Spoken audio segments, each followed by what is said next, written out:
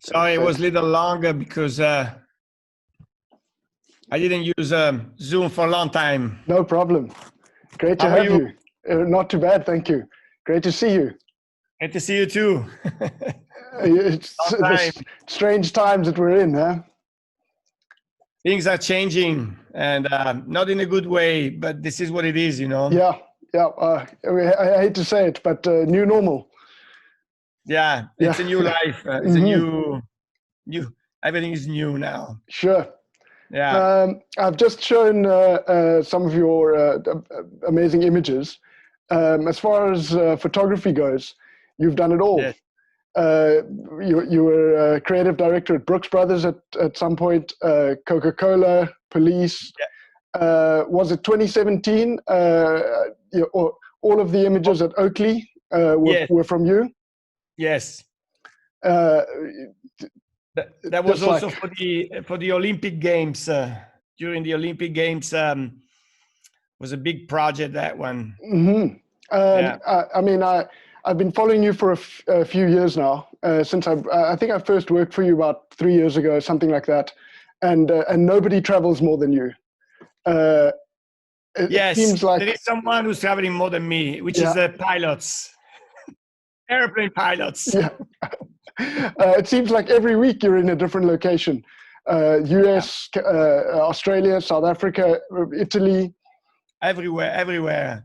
I have to say that at one point I remember there was there's a real story which happens like a few years ago, not too long. There was a pilot from Lufthansa that I met in a different situation, not really on a plane. Sure. And it was a Lufthansa pilot, and he said there are some clients who sometimes are really flying more than what I fly. Pilot said, and I said, "Who are these clients?" Basically, a client who owns they call the black card, which is called the HON card. And I said, I am one of those. No way, he said. You are for sure one of those big client for us. Anyway. How many different countries would you say do you visit each year? It's like no, the question is a different question. How many planets did you visit? Country, I think I visit all of them, almost. Yeah, of course, where it's more possible to work, because some places, are very helpful in that kind of direction, but not all. Some other, it's not really a good a good set for photography. But, I'm sure. A lot of them are really good, So, yeah. You mentioned the Olympics. I know many years ago you were involved with skiing, and also, I don't know if that was Olympics for Italy. Yeah, I was in the national team back then, and I did a lot of competition. What year was that? It was in the 1978, 79, when I was 18. Okay. Long time ago. Wow. Long time ago. Yes, sure. Now you know my age. Yeah. No, it just shows your span of work and coming from film to digital. It's like and you work very seamlessly. I find it's a big difference. It's a huge difference. But going through everything means that you've made a lot of experience, and experience. It's a good thing to have sometimes, because experience is the most big value that in any job can make the big difference. I'd really like if you told us the story of sort of how you got started. If I can set the scene, if I may, how I got the idea to call you and ask you to come on the podcast was. I was working for you on a job. I think it was 5 or 6 days with 3 or 4 other lighting assistants, And on one of the breaks, we were just sitting around waiting for the light or makeup or whatever it was. And you sat down and gave us this candid story that, I mean, to be honest, we all thought it was mind-blowing. As an assistant, what you're talking of, like experience, just getting to get a little piece of that from you, it was really great.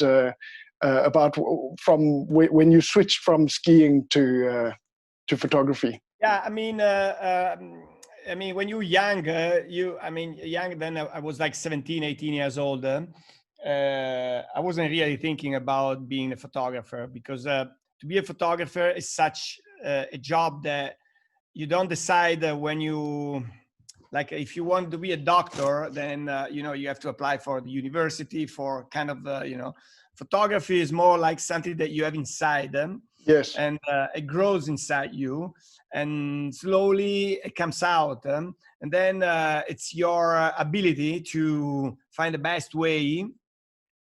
I don't want to say to take a profit, but profit doesn't mean money.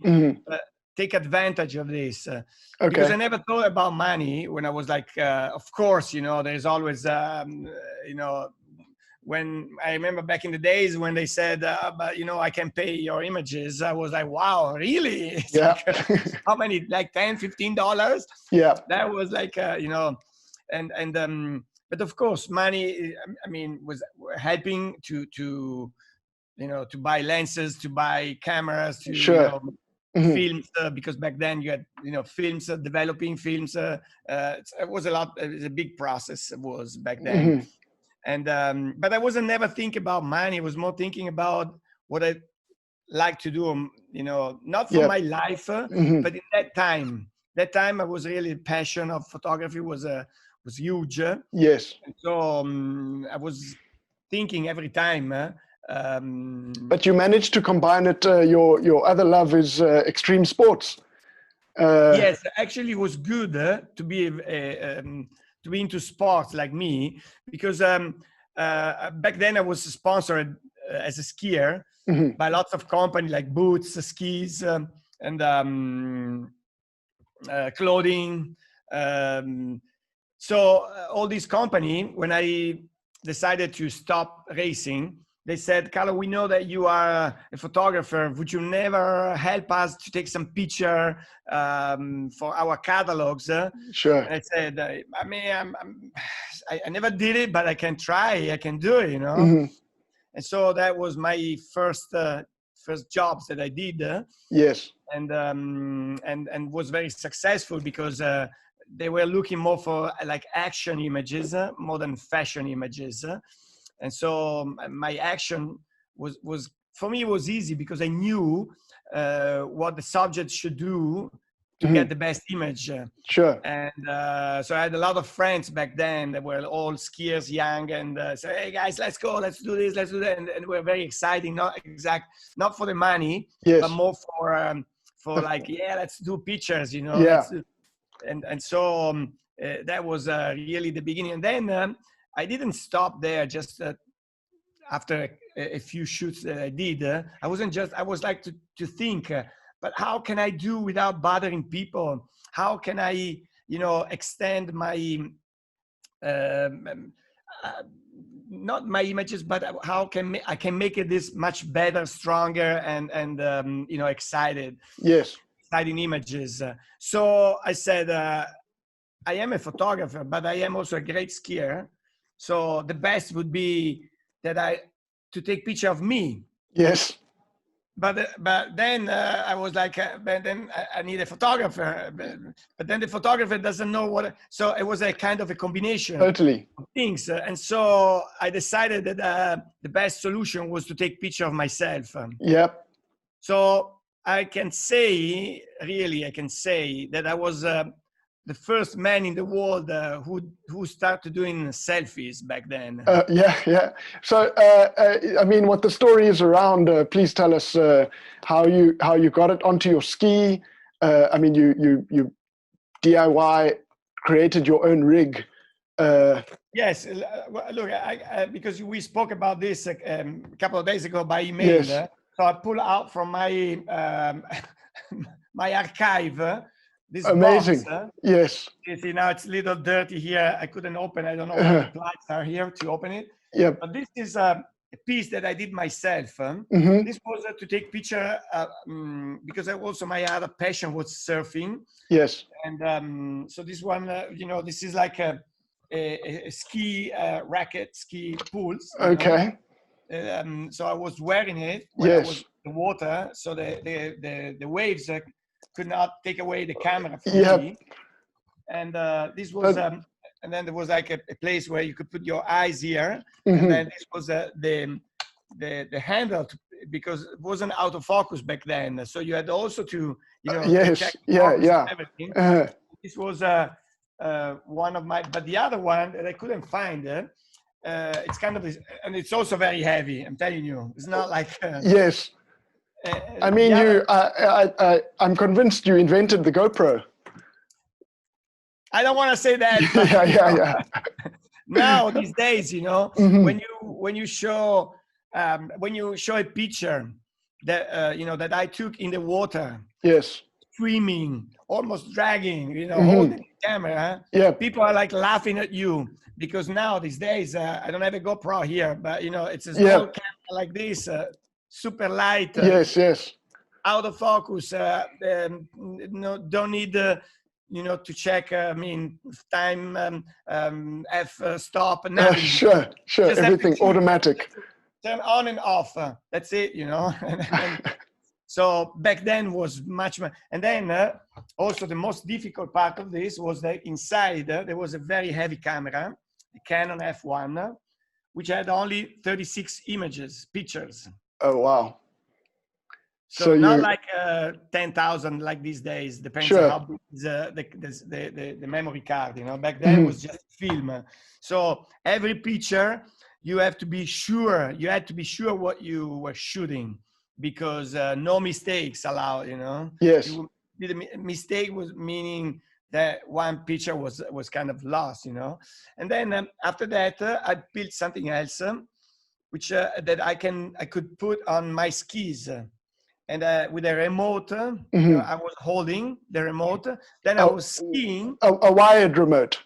I just want to mention. A wire, of course. Yes. A wire. Yeah. No Bluetooth. Yeah, 100%. A wire remote. So with this wire, I could shoot myself, and I knew when it was a good time, Yep. So and there was like a motor inside the camera, so I could do like a sequence.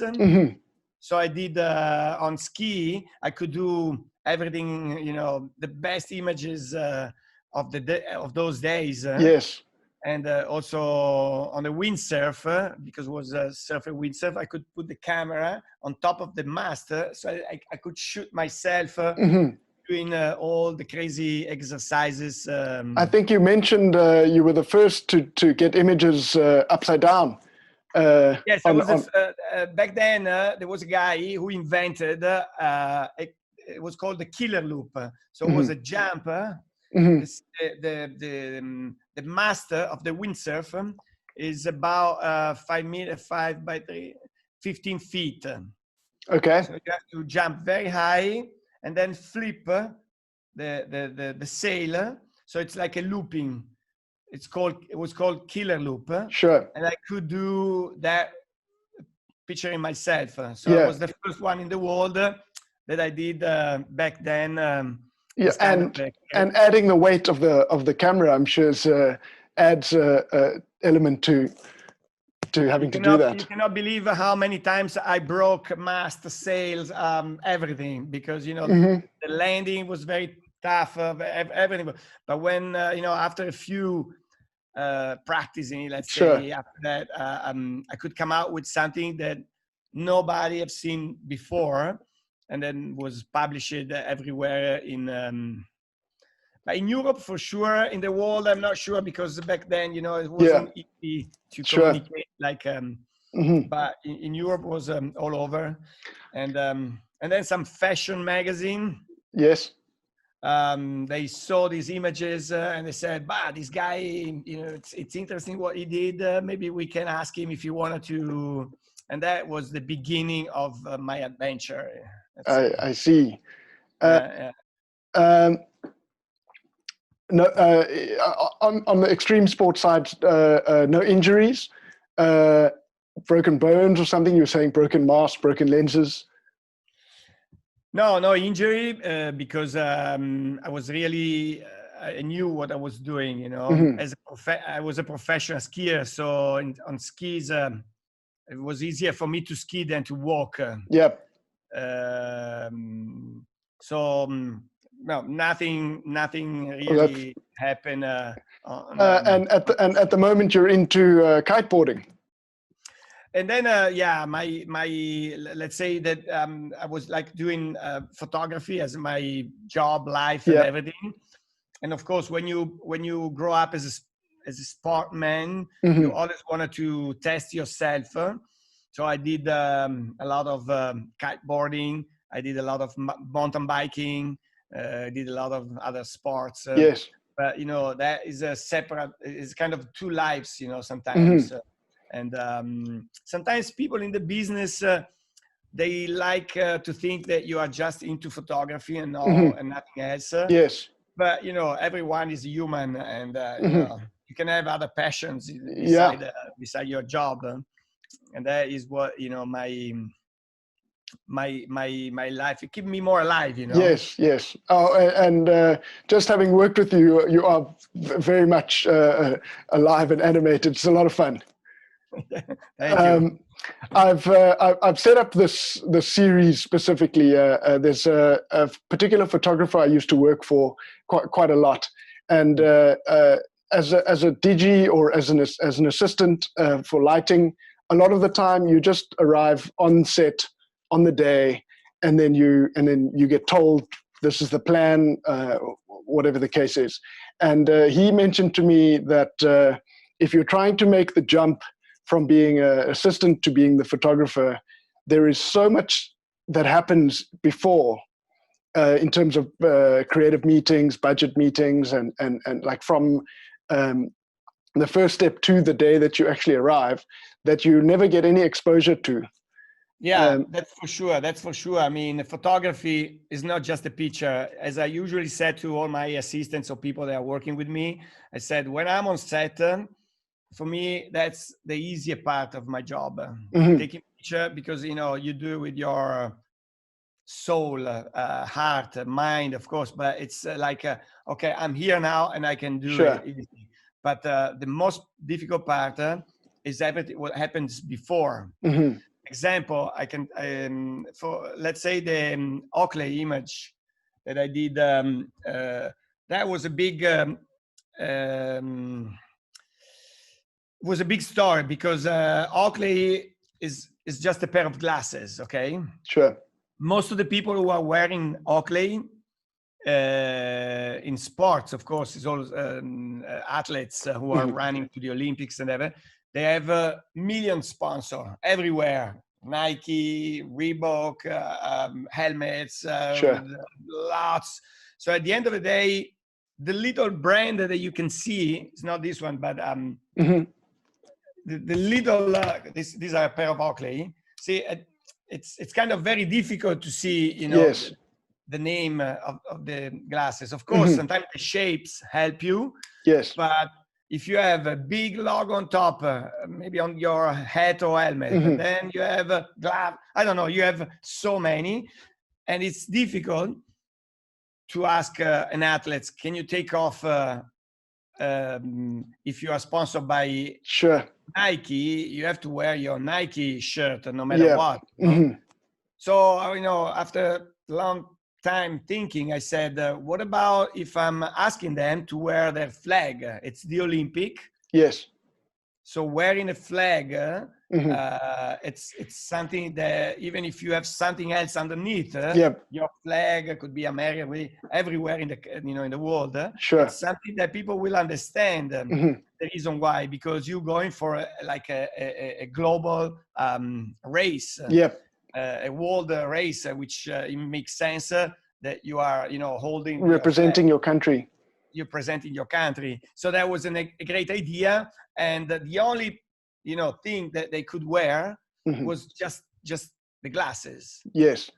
And so in the middle of the colors of your flag, you could immediately stand out with the with the glasses. So that said, it was not easy to create all the idea, to present all the idea, to find all the flags, because you know, and organize all the athletes.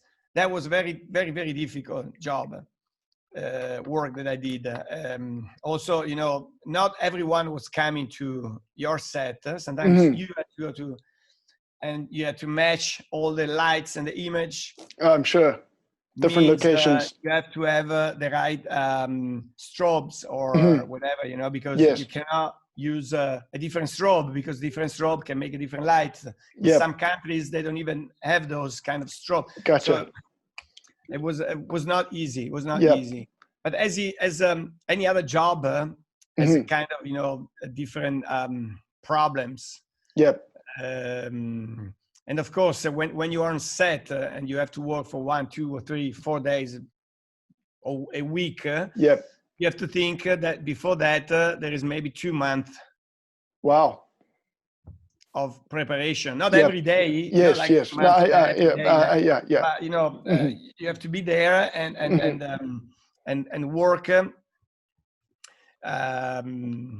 you have? Is there a typical like a workflow? Like somebody, the producer or a client calls you and says, "Carlo, we've got a job." Is there a standard sort of steps that you're taking, or is it every job is different and things that have to be? Let's say that every job is different, but you have your team. Like I have my team, I have my people. I know that when I need something, I can ask to that provider. If I need something else, there is another one. So I have all my people around them. Gotcha. And these people are people that you are trust very much. People that whenever, you know, there is and of course you have to go also sometimes with the client. Not all the photographer, but I like to do it because I think it's a good. It makes you to be more responsible. So sometimes, if the client wanted to share, I want to know the budget, just because then I know how much I can spend on something or on something else. And that makes really. How often are they leaning towards your creative, or how often are they wanting their creative and you to execute? So there's 2 ways to work. Sometimes you're just expecting the client to call you. The client says you have to take this kind of picture. Then you go, you take the picture.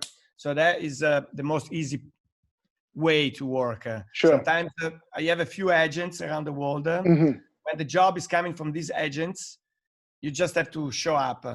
Gotcha. Sometimes they share some ideas like, this is the idea, what do you think about these models? And then you just, you know, say, oh, I like this one instead of that one. But you don't want to take any decision because you don't want to take responsibility. If the client is very, or the agency, because sometimes the client asks to an agency to come up with the idea, and then the agency is calling you, and then you go on set, but you have just to follow the direction. Sure. I don't like to work very much like that because I think I have something more to give. Sure. And of course, it's a very risky position that I'm taking, because if you make a mistake, it's your fault, you know. Sure. And but I feel better when I can. I tell you an example. There was this campaign that I did for running shoes, and the client. I remember he bought a lot of spaces for billboards. Okay. And he wanted to use all these kind of images on like in vertical version like this, you know, Sure. on the big Side of buildings, yeah, sure. but not horizontal. It was like vertical. Okay. Okay. So then they call an agency, and the agency came out with an idea horizontal. Okay. And they asked me to take the picture. Then when I was on set, I said, but this is not going to happen. Yeah. Because the way you are asking me, you're going to do like horizontal. Mhm. But It's the got to client go. Yeah. vertical. Yeah. How are you going to do that? Mhm. But the agent said, shut up, just do what we ask you. But Okay. I'm not, and I Yeah, said, yeah. sorry, but I'm not like that. Yeah, yeah, yeah. Mhm. I'm not going to do this because it doesn't make sense. You Gotcha. know? So then I did my way. So Mhm. the agency was very worried, and not very worried, very upset with me. Yeah. But at the end, I was right, and the client was very happy Yes. that I did the right version of it. Otherwise, he Mhm. wouldn't use the image, you know. Yeah. Yeah. So, but it's you know, it's a little bit of a risk and a responsibility that you can. I think I've come across that quite a lot, where the end result is not considered enough in production. And it's like I'm here in New York. We get on the subway. There's a lot of commercial imagery, and it's displayed something over there, and you can see that image was intended for something else, and they've like cut it to fit this because they've already bought that advertising space. Yeah. I mean, every time I see that, I'm thinking, if the communication was easier, or you know, it depends. Some clients how they wanted to deal. You know, Mhm. I think these days after the COVID, everything is going to be there's going to be a lot of change. Sure. In terms of people want for sure to save more money. Mm-hmm. Because advertising in the last 10 years got really crazy. Yes. But crazy, I want to say, in terms of everything, in terms of prices, in terms of, you know, and especially these days with the new social media, Yep. You know, world, it's now these days a picture can cost nothing. Okay. Yep. You know, or can cost $1 million. Sure. So most of the clients are now asking themselves, makes sense to spend $1 million for one image, Mm-hmm. or it's better to spend $1 for 1 million images? Yes. Sure. What is the best result, you know? I think there's an interesting space there to try and navigate that. A lot of brands are not branding; they're buying stock images and Sorry. no problem. Sorry. No problem at all. All right. Okay, so you've mentioned that we're clearly going to a different world, and it's still changing and coming up. I wonder how much of a shock the sort of commercial imagery world is going to get in terms of the experience that I have is that a client calls and they set up a shoot, and the client is present along with producers and assistants and models and the photographer, and videographer sometimes. I have a feeling a lot of that's going to be split now. How would you see yourself working? I mean, I'm imagining this year will be a down travel year for you. But I tell you one thing, until let's say a year ago, because Sure. this is something that I keep bringing over on, until maybe 1 year or 2 years ago, there was like an idea of how to take a picture, how to do a photo shoot, which most of the time driven by the magazine, because the magazine were the one who were dictating the rules. Gotcha. The model has to be like beautiful, the makeup has to be everything has to be in a certain way. Sure. And was like there were no way to change those kind of rules, because if you were going out to that rule, then you were like, oh, no, this is not, Yep. you know. Yes. So social media, what they did, they brought on the table something like, you know, all the picture that you guys, big photographer, did it for us is all, sorry, bullshit. Yes. Because I mean, that one is a top model. Gotcha. With the top lightning assistant, top assistant, top photographer, top. This is not real. This is not life. Yeah. This is something like you know, that doesn't belong to Sure. normal people. Sure. So that's why if you look at Instagram, Facebook, what you see whatever the world is real. It's whatever happened now, you know. Yes. That is what, you know. Of course, you can create always an image that is a little bit out of the, you know, but at the end of the day, people wanted to see the reality. Yes. Yes. I think like they show the Big Brother. The Big Brother at the end is the reality. Whatever happened, there is no actors, there is no one. It's just normal people who are acting their life, you know. I think it was it came along with digital imaging that before you used to go to a store, you used to read magazines on TV. That's the only places you saw images.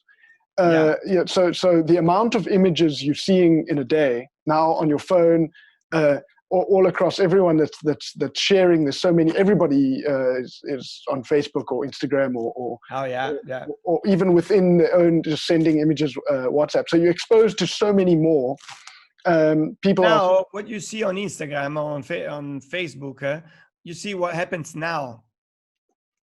If you do a photo shoot, you do the photo shoot today. Yep. Then you have to do the post-production. Then you have to do the, editing, post-production. Gotcha. It's you know. Then the first time that you're looking at these images, it's gonna be after like 3 or 4 months. Gotcha. Me, I can show now what I'm doing, and I'm posting the images, and I know that there is like 1,000 people watching that. Yeah. I gotcha. Immediately. So you have to. This is what people want these days. Of course, if you have a collection, let's say about clothing, if you have a collection that is coming out in a few months, then of course you can prepare all your assets. Gotcha. And then once the collection is in the store or online, then you can use the images.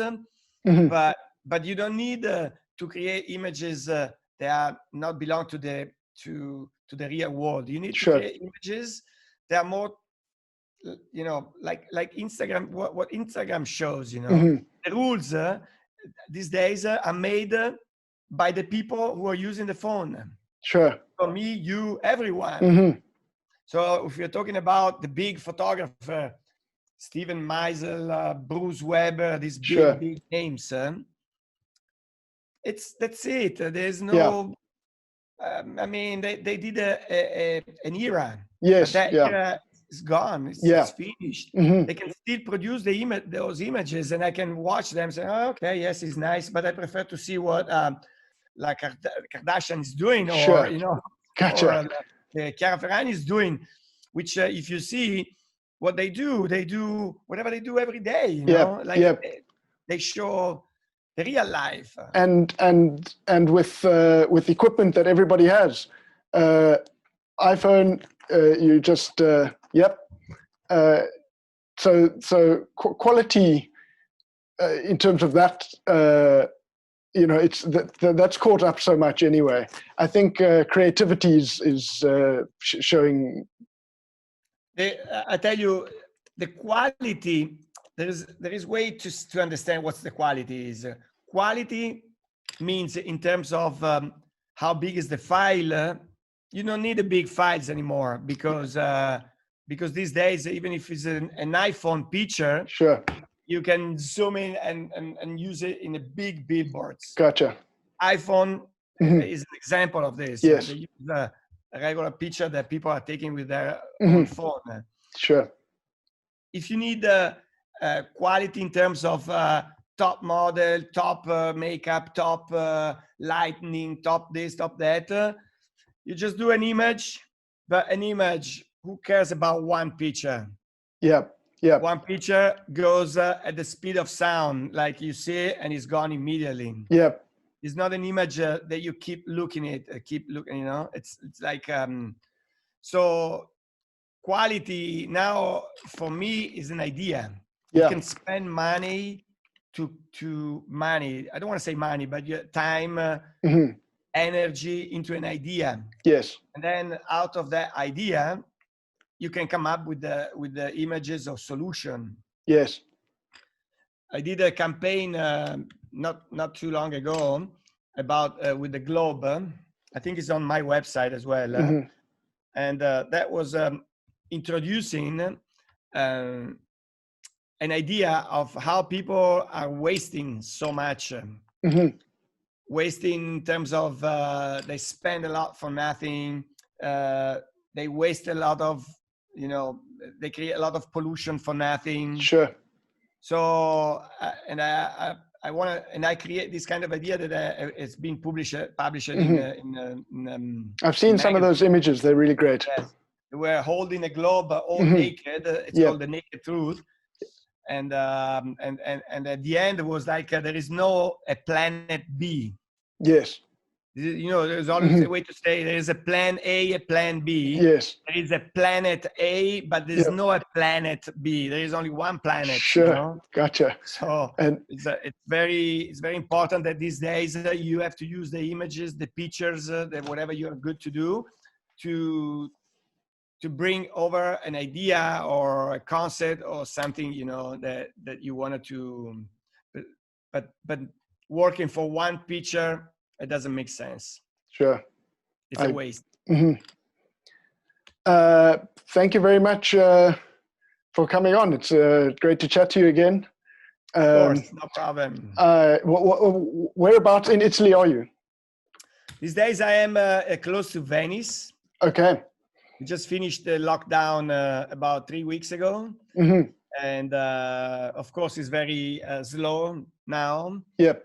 And but I think soon you know, there will be a new future for new photographers, for new and a new dimension for sure. Yeah, very interesting, and I'm definitely going to continue following you.